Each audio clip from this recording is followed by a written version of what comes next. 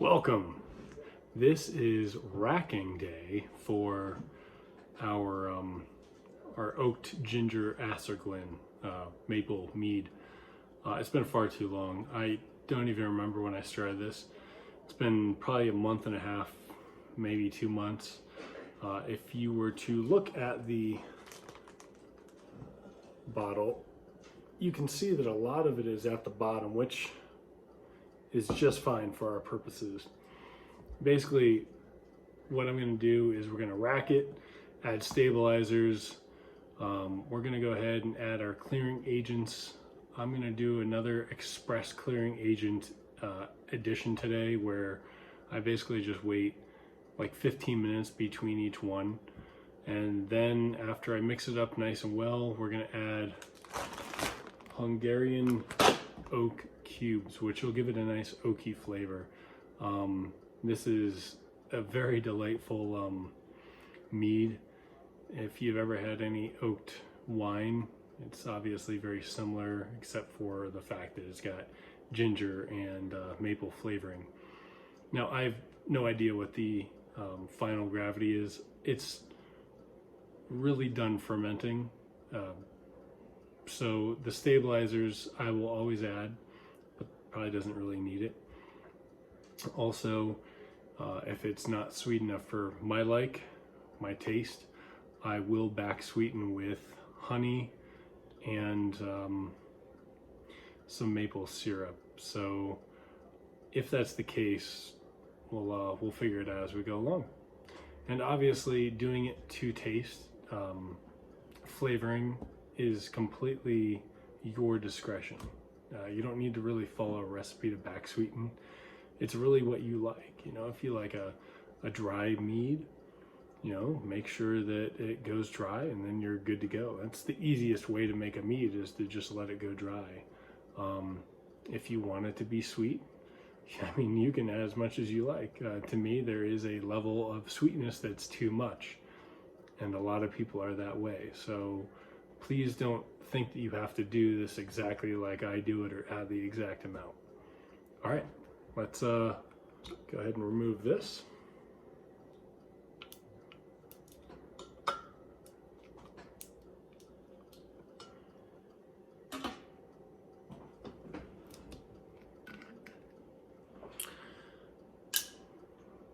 I guess it was a little sticky.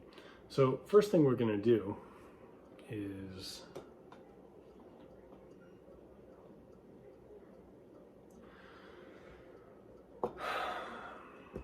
you know what?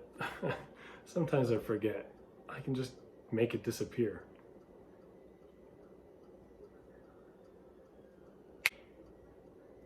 Okay, good.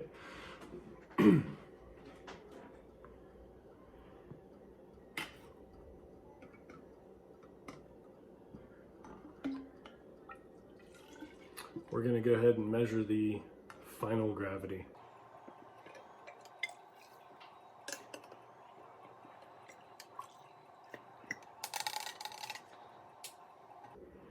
Oh, I guess I need a hydrometer.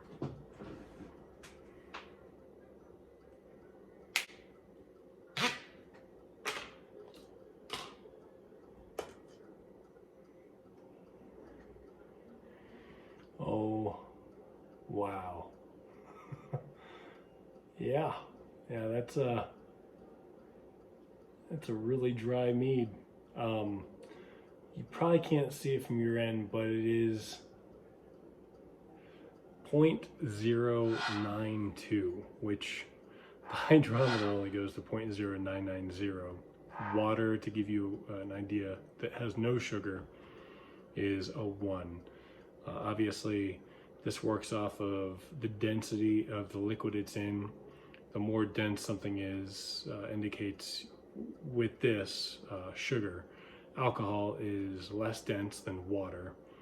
So what this is saying is that it's not only not sweet, but there's a decent amount of alcohol, so much so that it's making it appear less dense than water, because it is.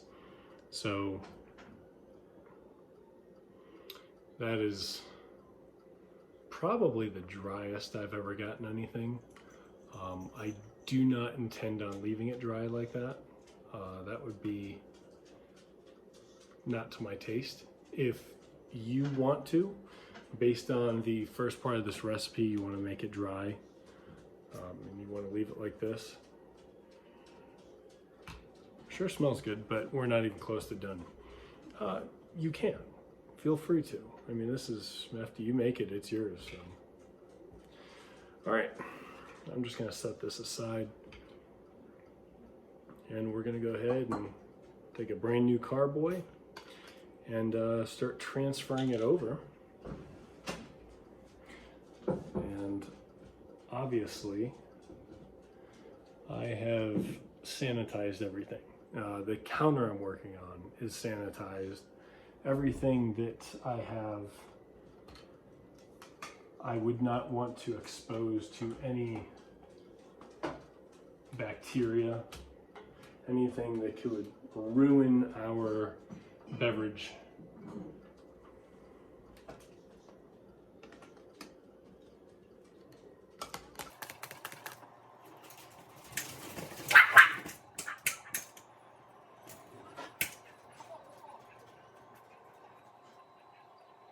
And I guess we'll come back when this is transferred or racked over to the new vessel, and we'll start doing our additives and mixing. Okay, it's completely racked over. Obviously some of the sediment got into the vessel.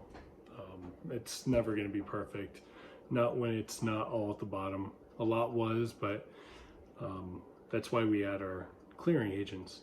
First, we're going to go ahead and take our potassium sorbate. Put it right there so you can see potassium sorbate and our potassium metabisulfate. And we're going to go ahead and add those. Potassium's a nifty little element. You know, it's marked with a K on the table of periodic elements, and in our own bodies. Not that we want all of this in there. By the way, I measured out the exact amount that we're going to put in here based on the specs of those bottles. But in our own bodies, having the incorrect potassium balance is very bad. From what I've been listening to on other channels, having too much potassium can relax your muscles too much, and having too little is just not good. Leads to cramping, can lead to a lot of other issues, especially if there's not enough or none. So eat your bananas, just not too many. Not like Donkey Kong amounts of bananas. And if you're not a 90s kid, you probably won't get that, sorry. So let's go ahead and add that in there. Sorry I had to nerd out on you. Now we're just going to go ahead and mix it.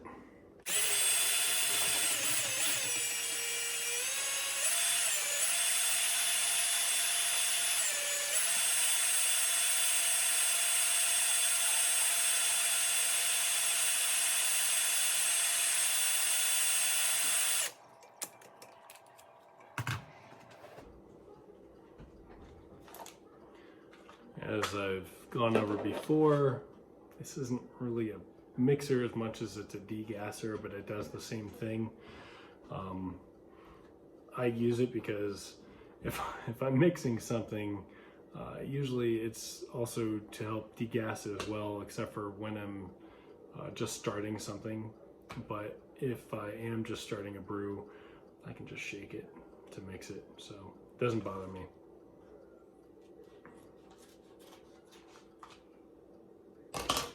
So let's go ahead and add our clearing agents. First, the Kieselguhr salt.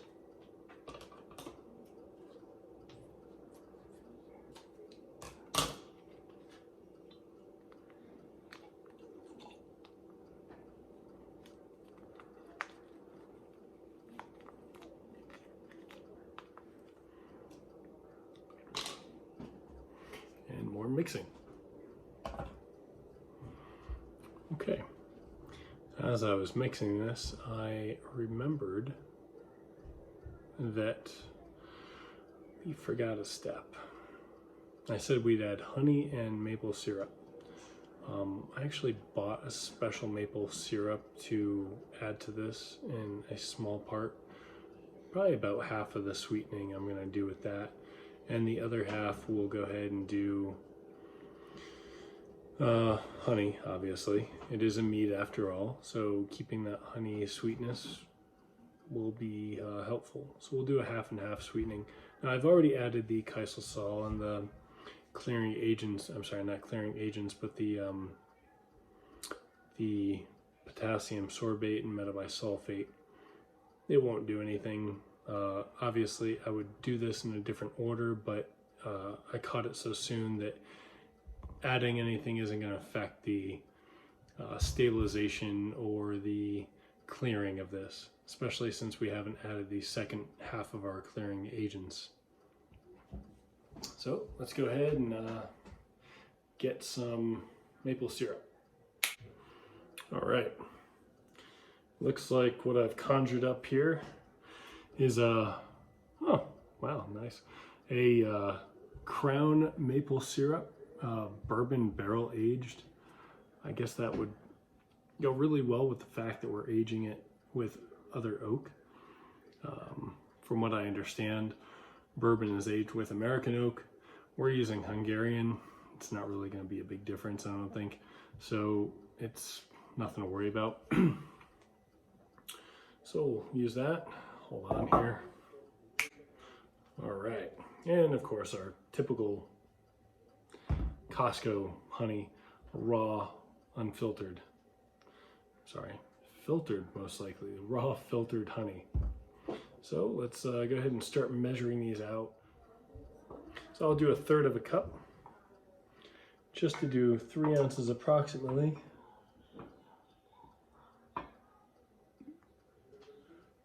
And then I'll do the honey, which I literally just got out of the garage. It's very cold, so it's not going to be really conducive to pour it, but I didn't want to have to make anyone wait.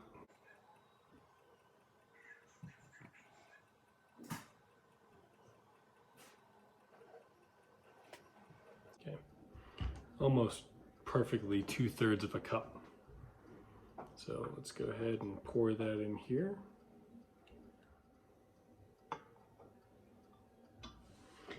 Okay, back to the grueling task of mixing it. We'll be right back. Okay, now the arduous task of not introducing oxygen and measuring the new gravity.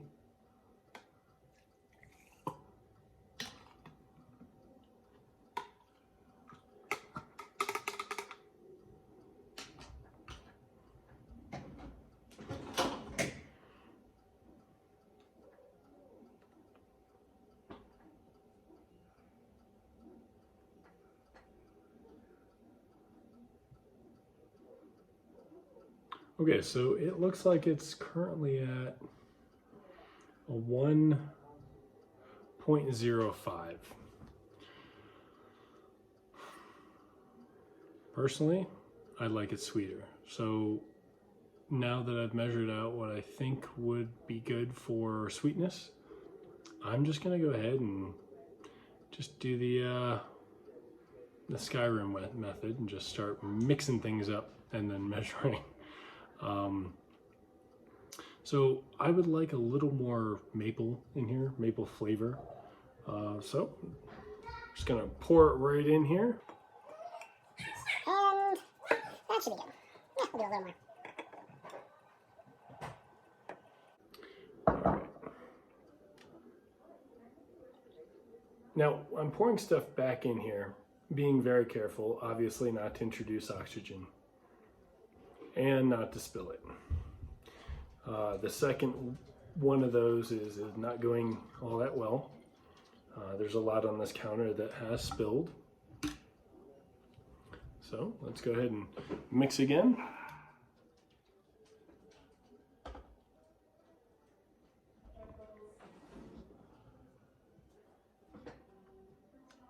Okay, so let's go ahead and remeasure. Just out of sheer defiance, we'll just say, if this isn't approximately where I want it to be, I'm just gonna leave it.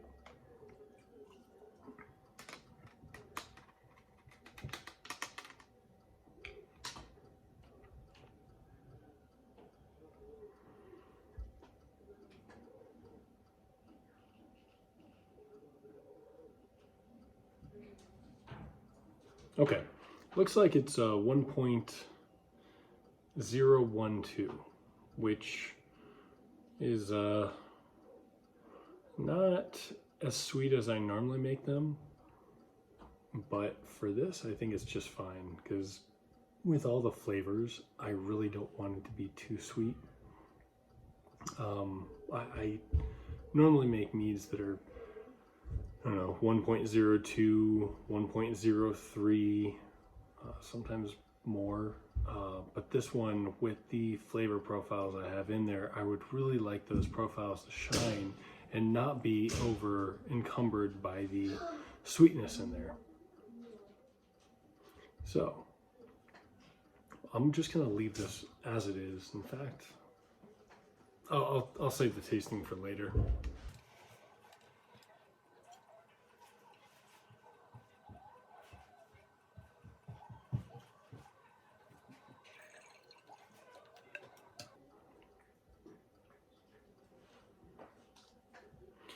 And since it's been approximately 15 minutes from, actually it's probably been closer to 20 minutes since I put the other clearing agent in, I'm gonna go ahead and add the second one.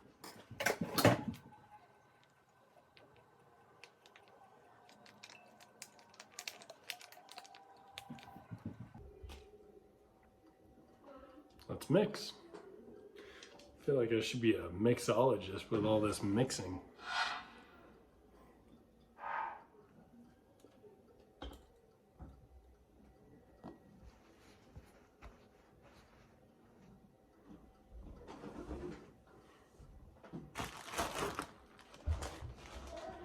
Now to add these oak cubes.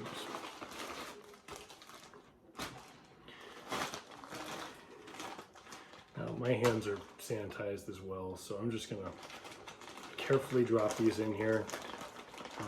The reason I use cubes instead of a spiral is because if you were to add the spiral in here, it would fit. But after it soaks up the liquid, good luck getting it back out. Okay, so I went ahead and added 60 cubes. Obviously they're rather small, but the more you have in here, obviously the more oak flavoring you're going to soak up in a quicker amount of time.